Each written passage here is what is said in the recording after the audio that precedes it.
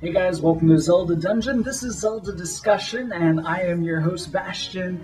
Let's get to it. The discussion topic for this particular video is Zelda Wii U is supposed to be a big open world game.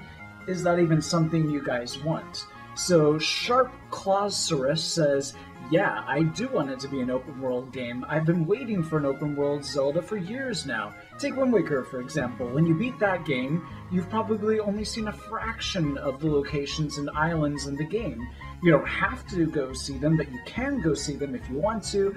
That gave me a great sense of control over the adventure, instead of being bound to a specific path. The same goes for Zelda U, only this time there won't be as many boundaries at the start of the game, hopefully. You don't have to explore the land to find cool-looking caves, huge waterfalls, etc., but you can look for them if you want to. I think open-world games give the player a better sense of control, and they bring the story to life more effectively. That's absolutely true. Wind Waker is a very good example, because as soon as you get the sail, you can basically, and the ability to change the wind, you can explore that entire game basically, or at least everywhere around the specific isles. So, good analogy with Wind Waker. NW Order for Life says, I think the Zelda franchise is built on the concept of an open world exploration, and so it should stay true to its roots. However, games like Skyrim are not the type of open world that Zelda was or should aspire to be. Zelda should be the freedom to explore but have a deep, meaningful story, which means it needs to be very clear in what the main quest is and how to get to it on the map, and side quests should be meaningful, used as a means to develop characters or get optional main weapons and lots of treasure for your wallet. Above all else, the game should feel like a Zelda game, just brought into a more huge open world setting, and so far that is exactly what Zelda U feels like to me. I mean, a lot of people have had this to say about Skyrim. A lot of people are drawing comparisons between Skyrim. Even Mr. E.G. Enuma years ago, before we even knew that Zelda U was going to be a big open world, they asked him, hey, what games are inspiring you lately? And he mentioned Skyrim. So there are obvious parallels going on here, but the thing that doesn't sort of hook a lot of people to Skyrim is that it's all about mini-quests. It's all about, you know, go and do this thing, then go do this quest, then go do this quest, and you can just do these quests in any order you want, and they don't feel like they're a cohesive main narrative. There is a main narrative in Skyrim, but I guess the thing about Zelda games is that there's a big, definite main narrative, and people are a little worried that if this game is going to be a big open world, that we might lose that main storyline, that main narrative, and it might just be a whole bunch of quests. And that's not really Zelda. The Sneaky Nerd says, I'm fine with this. Ocarina of Time and Wind Waker are my favorite 3D Zeldas, and A Link Between Worlds is my favorite 2D Zelda game. Ocarina of Time and Wind Waker are linear, but have a lot of things that you can do to get sidetracked on, like side quests. It's not like you can't do anything but progress through the game. In A Link Between Worlds, you could do the final 7 dungeons in any order you want, with the exception of the Sand Dungeon, I believe. Zelda Wii U sounds like taking this to the maximum by having anything you do affect the way the game plays out, almost making your playthrough different each time you start a new save, making for a fantastic replayability. I think Zelda U is a game I will keep coming back to. Well, first of all, A Link Between Worlds, it is getting a lot of connection to this, because it's true, in A Link Between Worlds, you can play the dungeons in basically any order you want. You can explore the overworld in basically any order you want, or all at once. However, this next part that you mentioned about everything you do in the game affects the story or world, and that changes the outcome.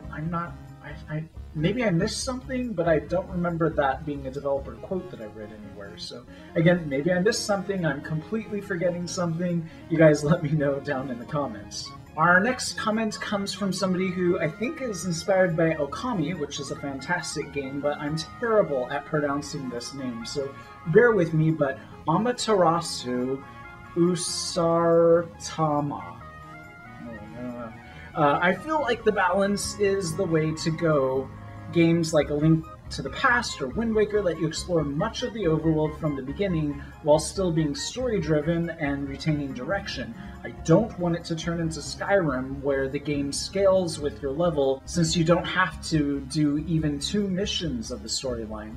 I want to unlock new areas as I unlock items and equipment. Now, to be perfectly frank, I don't know much about Skyrim, but my understanding is basically what this person is saying, which is if you just focus on the main narrative, it's an insanely short game. If you just do the main quests that advance you through the storyline, it's crazy short, so that the game is really fleshed out by all these quests, and that's not really a Zelda-style game. Zelda is all about, you know, you go to this place and take care of this thing, and go to this place and take care of that thing, and it's all part of the plot. It's not, hey, I need 5 beans. Can you go find me 5 beans? Sure, that kind of thing is in Zelda, but that's a side quest. That has nothing to do with the main plot. And actually doing the main plot is quite a hefty endeavor. John Dillon says, to answer your question, having a bigger world is great as long as there's plenty of things in it to interact with, like NPCs, minigames, and enemies. I just hope no matter how big the world is in Zelda U that it isn't empty like the world in Twilight Princess,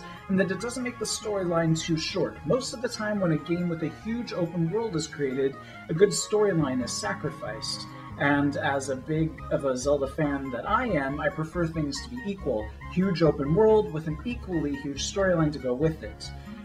So, I mean, that is a concern that a lot of people have, is that, as I just mentioned in the previous comment, with these open world type games, the actual main storyline gets kind of neglected and shrunk down a little bit, and that's not really a Zelda game. We want a meaty story to, you know, sink our teeth into, and if it's just a whole bunch of little mini side quests that have nothing to do with that main storyline, doesn't really feel like a Zelda game.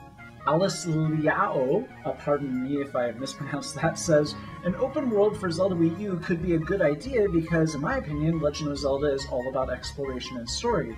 Therefore, with an open world, you would have the ability to explore much more without getting this item in order to get to that location or something like that. I do think that these types of limitations to exploration should be present, or else the game would be somewhat unbalanced, but they shouldn't be consistently getting in your way. The only concern I have with this whole new open world concept is how the story will progress, since you'll be able to reach this or that location without having the item, theoretically speaking. So yeah, even as far back as the original Legend of Zelda, you could explore most of the overworld, but there was still a whole section you could not get to until you had the stepladder, which let you cross a river. So maybe something like that will be true in the Zelda U. Maybe there will be some aspects of the overworld that you still can't quite get to until you have a certain item. So even in the original Legend of Zelda, inside of the dungeons themselves, you wouldn't really be able to complete them in any order because you'll need a certain item from a previous dungeon, and things along those lines. I suspect Zelda U is going to do something similar. Well, sure, you can explore most of the overworld, but you might need this particular item to get to this particular area, or you might need to have completed a certain dungeon to get it to a particular area, or maybe you will be able to get to that area, but you will have to have a certain item to be able to get through it. And then our final comment comes from the king himself, Daphne's Nohansen Hyrule, who says, though I'm a fan of the non-linear open-world gameplay mechanic that Zelda was founded on, I also think there's something nice about having to unlock certain areas of the map as you progress through the game. It really lets suspense build and makes it feel much more rewarding when you can achieve access to it. Which is, by the way, something that even the original Legend of Zelda or A Link to the Past provided, which was you would only be able to get to certain areas of the overworld if you had a specific item, which you would get in a previous dungeon. Or maybe you would still be able to explore most of the overworld, but you'd be able to see that, oh, just off the corner there, it looks like there's a heart piece, but I can't reach it because I don't have this particular item. So I would be pretty sure that Zelda U will do something like that. But anyways, that is it for this episode. Also, if you want to check out my own channel where I babble endlessly about Nintendo news, you can click here, and see you guys then. Bye, guys.